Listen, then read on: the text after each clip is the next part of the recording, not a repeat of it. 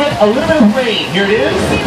When it says flash flood, no need to worry, folks. We fixed that problem. There won't be any flash flood.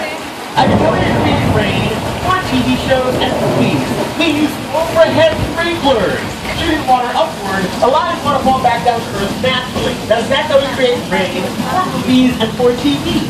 Lighting is lighting effects. Thunder is sound effects. Sound effects. Okay, open them up. There is a flash flood. That's going to hit the second and fourth bars.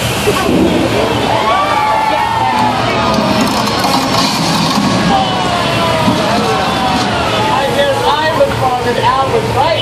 Have a seat and take a look at your screens and you'll see Old Mexico and the flash flood on camera.